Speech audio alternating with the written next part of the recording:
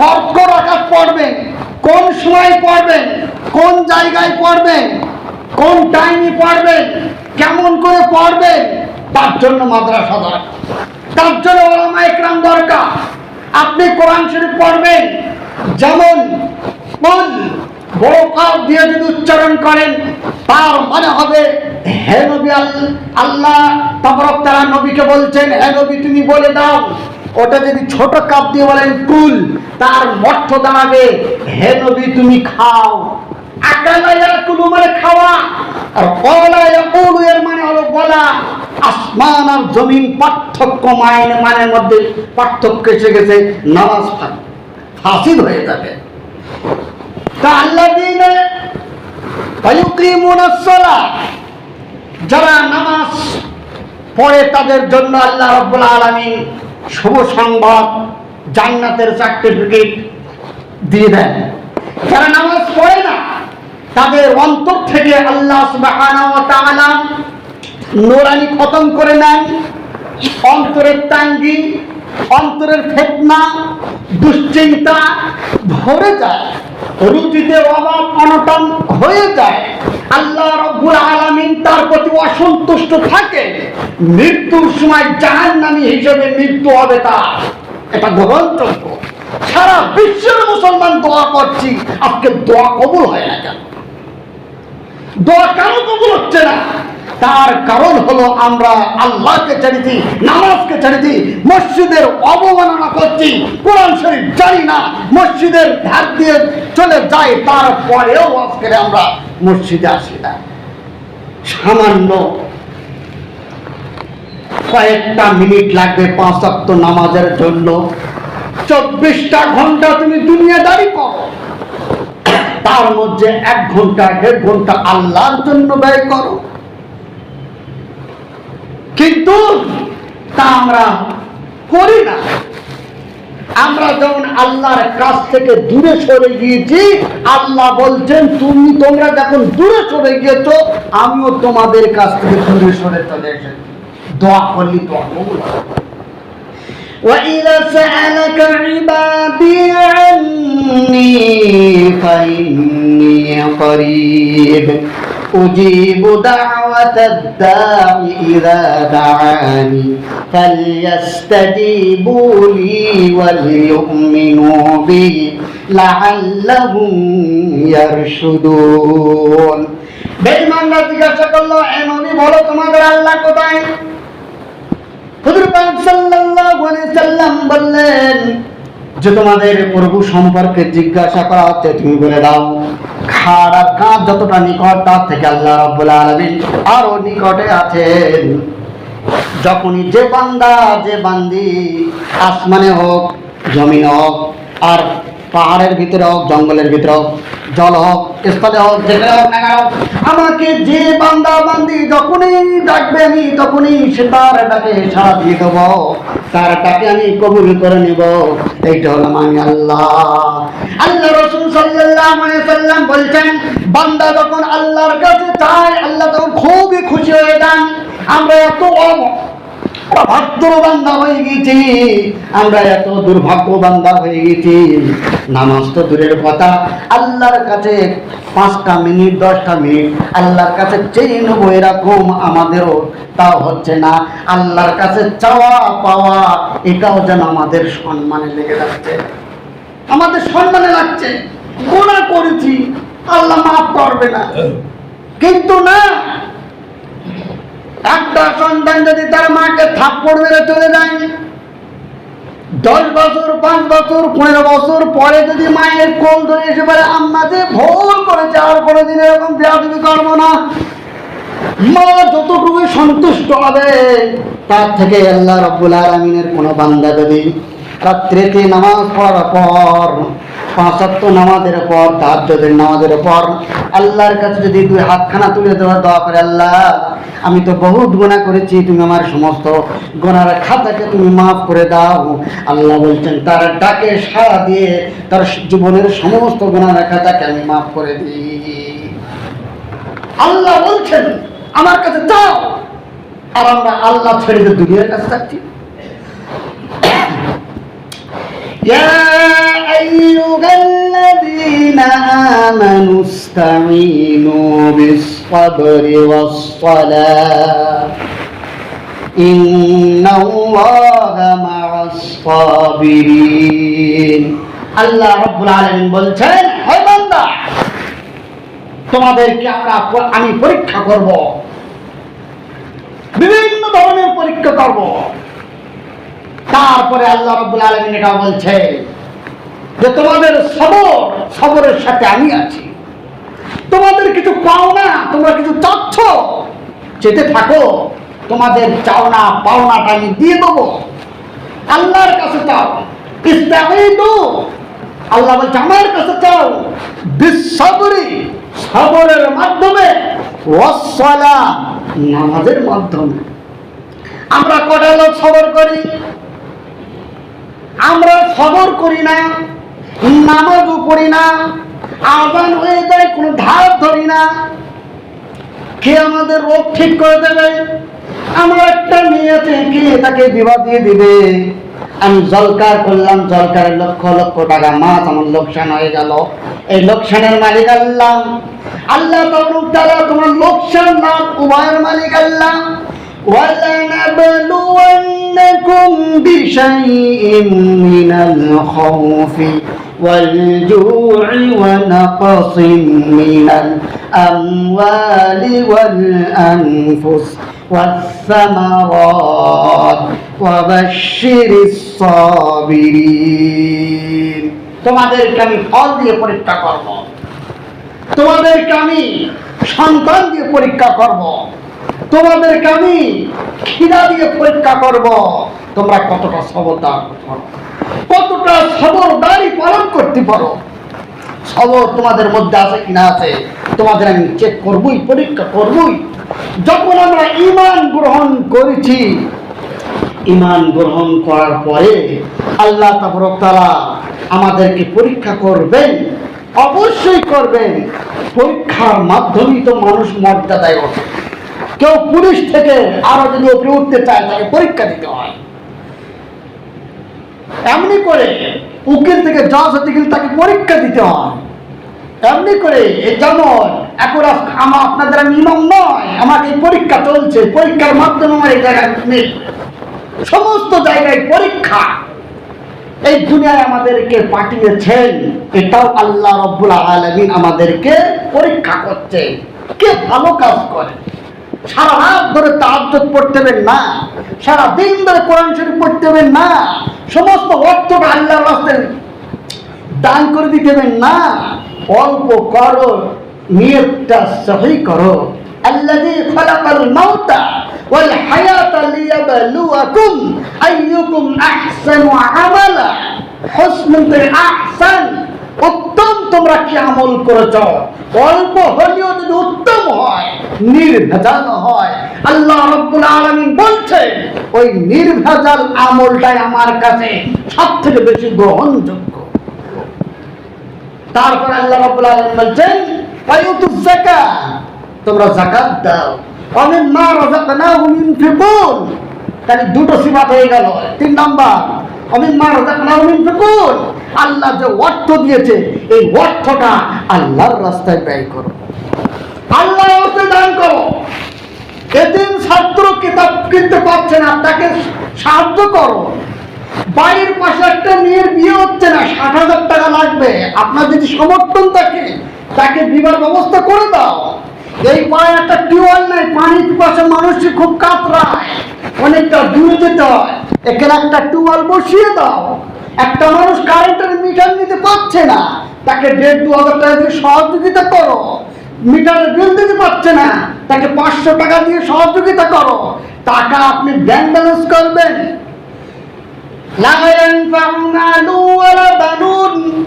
কাল কিয়ামতের ময়দানে তোমার অর্থ, তোমার সন্তান, তোমার সম্পদ কোনো উপকারে আসবে না।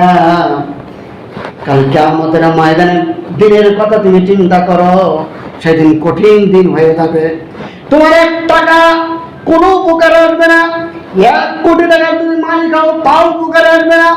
একটা সন্তান যদি তোমার থেকে থাকে দুনিয়ায়, তাও কোনো উপকার আসবে না। আর 1000 সন্তান যদি থাকে, তাও কোনো উপকার আসবে না।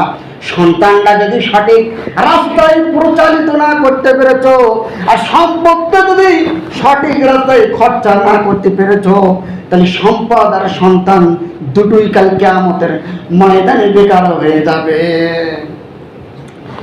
দুটোই বেকার হয়ে যাবে, কোনো উপকারে আসবে না।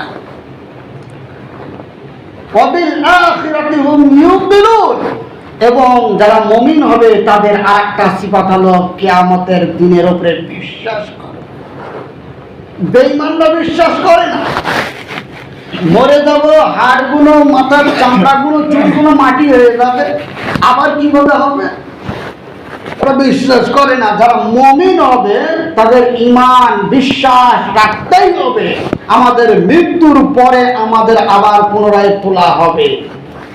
আমি একটা মুদিখানার দোকানে যদি সারাদিন ডিউটি করি, সন্ধ্যেবেলা আমার মালিকের কাছে হিসাব দিতে হবে। কোন মাল কতটা বিক্রি হলো, কতটা লাভ হলো, টোটাল হিসাব। আমাদের 60 বছর, 40 বছর, 30 বছর এই জীবন দিয়ে দুনিয়ায় পাঠিয়েছেন আল্লাহ রাব্বুল আলামিন, আমাদের হিসাব হবে না? অবশ্যই হবে। উলাইকা আলা হুদাম মির রাব্বিহিম ওয়া উলাইকা হুমুল মুফলিহুন। তার আগে আয়াত ওয়াল্লাযীনা ইউমিনুনা বিমা উনজিলা ইলাইক, এবং ঈমান আনতে হবে তোমার প্রতি যে কিতাব আছে অর্থাৎ এই কোরআন শরীফ, ওয়া মা উনজিলা মিন ক্বাবলিক, এবং হুজুর পাক সাল্লাল্লাহু আলাইহি ওয়াসাল্লামের পূর্বে যে সমস্ত নবীগণ এসেছিলেন, যাদেরকে আসমানি কিতাব দেওয়া হয়েছিল, তাওরাত, জবুর, ইনজিল, আর আমাদের এই কোরআন শরীফ, 4টে বিখ্যাত কিতাব। বৈশিষ্ট্য হলো বড় কিতাব, আর তারপরে এছাড়াও সহিফা, ছোট ছোট কিতাব অনেক আছে, অনেক দিয়েছেন আল্লাহ। এই সমস্ত কিতাবের উপরে তোমার ঈমান রাখতে হবে। উলাইকা আলা হুদাম মির রাব্বিহিম ওয়া উলাইকা হুমুল মুফলিহুন। আল্লাহ রাব্বুল আলামিনের তরফ থেকে তারা হলো নাজাতের দল, কামিয়াবির দল। কারা? গায়েবের প্রতি ঈমান আনতে হবে, নামাজ পড়তে হবে, যাকাত দিতে হবে, কোরআন শরীফের উপর বিশ্বাস, কোরআন শরীফের আগে যে সমস্ত কিতাব তার উপর বিশ্বাস, আখিরাতের উপর বিশ্বাস। ঈমানে মুফাসসালের মধ্যে একটা শব্দ আছে, ওয়াল কদরি ওয়াল খায়রি ওয়াশ শাররি মিনাল্লাহি তাআলা ওয়াল বা'স বা'দাল মাউত। ভালো মন্দ যা কিছু হয় সব তকদিরে লেখা আছে, ভাগ্যে লেখা আছে, ভাগ্যের অনুযায়ী তোমার হবে। হাওয়ায় শ্মশান যেতে যেতে হঠাৎ করে অ্যাক্সিডেন্ট হয়ে গেল, মৃত্যু হয়ে গেল, বাড়িতে বলছে, স্ত্রী বলছে, ভাই বলছে, বোন বলছে, যদি না যেত মৃত্যুটা হতো না। ভুল। আপনি যেখানেই যান না কেন, যদি সেই জায়গায় মৃত্যু লেখা থাকে, ঘটবেই, এটাও বিশ্বাস করতে হবে। 7টা বিষয়ের উপরে বিশ্বাস রাখার নাম হলো ঈমান। এই 7টা হলো মুমিনদের পরিচয়। খাঁটি মুমিন হতে গেলে আল্লাহ রাব্বুল আলামিন বলছেন, কুল ইন কুনতুম তুহিব্বুনাল্লাহ ফাত্তাবিউনি ইউহিব্বুকুমুল্লাহ ওয়া ইয়াগফির লাকুম যুনুবাকুম ওয়াল্লাহু গফুরুর রহিম। আল্লাহ বলছেন, আল্লাহর নবীকে, হে নবী, বিশ্ববাসীকে বলে দাও, তারা যদি আমাকে ভালোবাসতে চায়, সর্বপ্রথমে যেন হুজুর পাক সাল্লাল্লাহু আলাইহি ওয়াসাল্লামকে ভালোবাসে। হুজুর পাক সাল্লাল্লাহু আলাইহি ওয়াসাল্লামকে যখন ভালোবাসবেন, তখন আমার ভালোবাসা হয়ে যাবে। আর আমার তোমার ভালোবাসা কোনো বান্দার মধ্যে এসে যায়, তার মানে তার সমস্ত ওয়া ইয়াগফির লাকুম যুনুবাকুম, তার জীবনের সমস্ত গুনার খাতাকে আমি আল্লাহ মাফ করে দিলাম। আল্লাহু গফুরুর রহিম। আল্লাহ রাসূল সাল্লাল্লাহু আলাইহি ওয়াসাল্লাম বলছেন, মান আহাব্বা সুন্নতি ফাকাদ আহাব্বানি ওয়া মান আহাব্বানি কানা মা'ইয়া ফিল জান্নাহ। যে আমার সুন্নতকে ভালোবাসলো সে যেন আমাকে ভালোবাসলো, আর আমাকে যে ভালোবাসলো আমি আর সেই আমার উম্মত, দুজনেই জান্নাতের মধ্যে আমি থাকব। আল্লাহ রাসূল সাল্লাল্লাহু আলাইহি ওয়াসাল্লামকে কেমন করে ভালোবাসবেন? আল্লাহ রাসূল যেমন করে খানা খেয়েছেন তেমন করে খানা খাওয়ার নাম হলো ভালোবাসা। খাওয়ার সময় দস্তরখানা বিছাতে হবে, আমরা কেউ দস্তরখানা বিছাই নাই। নবীর ভালোবাসা নাই, নবীর যখন ভালো আমাদের সুন্নত নাই, সুন্নত নাই মানে নবীর ভালোবাসা নাই। আর নবীর ভালোবাসা মানে নাই মানে আল্লাহর ভালোবাসা নাই, আর আল্লাহর ভালোবাসা নাই মানে দোয়া করলে দোয়া কবুল হবে না। লাইক সুন্নতের পালন করলে রসুল খুশি হবেন, রসুল খুশি হলে আল্লাহ খুশি হবেন। আল্লাহ যখন আমাদের প্রতি সন্তুষ্ট হয়ে যাবেন, পৃথিবীর কোন শক্তি কোন দুশমন আমাদেরকে ক্ষতি করতে পারবেন না। কারণ আল্লাহ রাসূল সাল্লাল্লাহু আলাইহি ওয়াসাল্লাম বলেন, মান কানা লিল্লাহি কানা আল্লাহু লাহু। যার হয়ে যায় আল্লাহ তার হয়ে যায়। যখন আমি আল্লাহ হয়ে যাব, আল্লাহ যখন আমার হয়ে যাবে, পৃথিবীর কোন জালিম আছে আমাকে ক্ষতি করবে? মুসলমান আমরা মুসলমান নামে কাজে নয়, বিয়ের অনুষ্ঠানে প্যান্ডেল, ক্যামেরা, ফজল খরচা। আল্লাহ রাসূল সাল্লাল্লাহু আলাইহি সাল্লামের সুন্নাত এটা ছিল। মুসলমানিত অনুষ্ঠান এটা আল্লাহ রাসূল সাল্লাল্লাহু আলাইহি সাল্লামের সুন্নাত অনুযায়ী হলো। একটা বিয়েতে সুন্নাত পাওয়া যায় না, মুসলমানিতে সুন্নাত পাওয়া যায় না। চুল কাটছি বেদিনের মতন, পোশাক পরছি বেদিনের মতন, পায়ের নিচে টাকুর নিচে কাপড় পরছি, মা আসফালা মিনাল কাবাইন মিনাল ইজারি ফাফিন না। যতটুকুন টাকনুর নিচে কাপড় থাকবে ততটুকুনি জাহান্নামের আগুনে পড়বে। সেদিকে আমাদের পরন নাই, নামে মুসলমান, কাজে কোথায়? আল্লাহর খাতায় আমরা বেঈমান। আর দুনিয়ার আধার কার্ডে, রেশন কার্ডে, ভোটার কার্ডে, স্বাস্থ্য সাথীতে মুসলমান। দুনিয়ায় যদি আমরা বেঈমান হতাম আর আল্লাহর দরবারে যদি আমরা মুমিন হতাম, কাজ হতো। দুনিয়ার বেঈমানরা আমাদেরকে বেঈমান বলে, কিন্তু আসলে তো আমরা কি? মুনাফিক, গুনাহগার, জালিম, অত্যাচার। আমরা সঠিকভাবে আমরা মুসলমান নয়। আল্লাহ রাসূল সাল্লাল্লাহু আলাইহি ওয়াসাল্লাম বলছেন, যখন কোনো বান্দা ইন্তেকাল করে, তার যখন কবরে দাফন করানো হয়, তখন সর্বপ্রথম কি প্রশ্ন করা হবে? মান রব্বুকা, তোমার প্রভুকে? আমাদের প্রভুকে আল্লাহ। এই আল্লাহ, আল্লাহ যে বললেন আমি তোমাদের প্রভু, এটা কোন জায়গায় জিজ্ঞাসা করেছিল? আল্লাহ রাব্বুল আলামিন সমস্ত রূহ জগতে রূহ তৈরি করার পরে জিজ্ঞাসা করেছিলেন, আলাস্তু বিরাব্বিকুম, আমি কি তোমাদের প্রভু নয়? ক্বালু বালা শাহিদনা, তখন আমরা সবাই সাক্ষ্য দিয়েছিলাম অবশ্যই আপনি আমাদের প্রভু।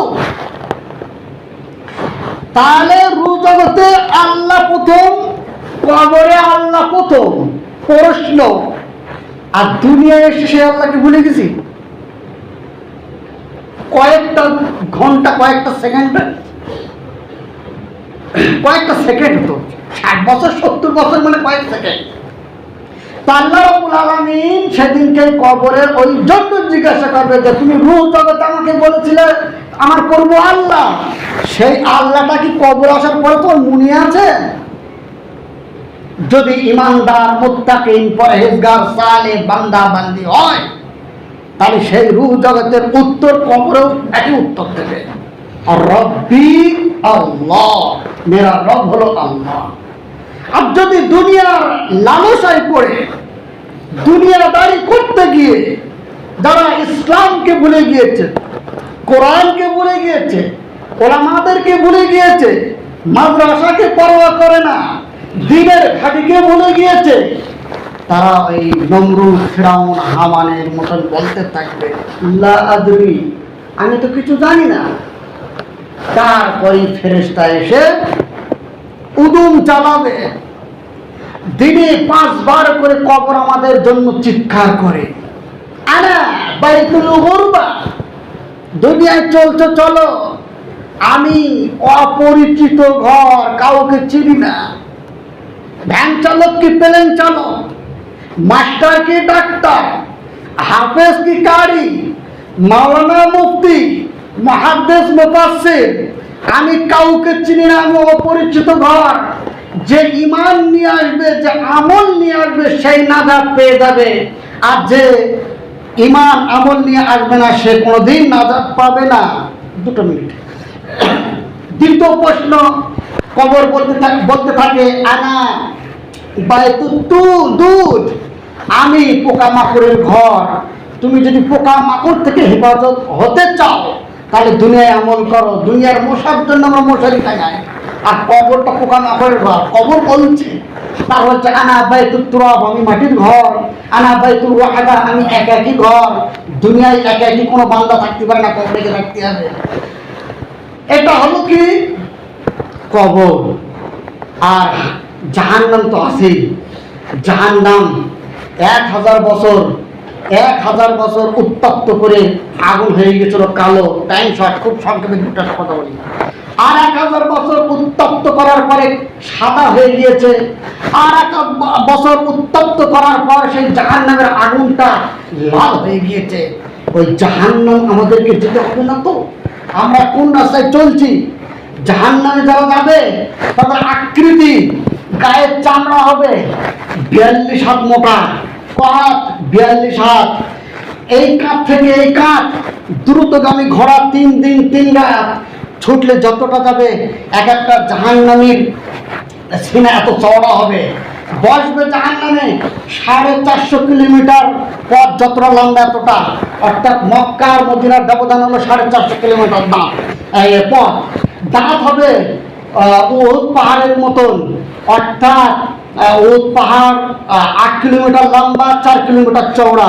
এক একটা জাহান্নামের দাঁত হবে এরকম। জাহান্নামের আগুনের ধোঁয়া যারা নাকে শুকবে, তাদের দুনিয়ায় আরাম আরে সব শেষ হয়ে যাবে, ভুলে যাবে। জাহান্নামের আগুনের হিট যাদের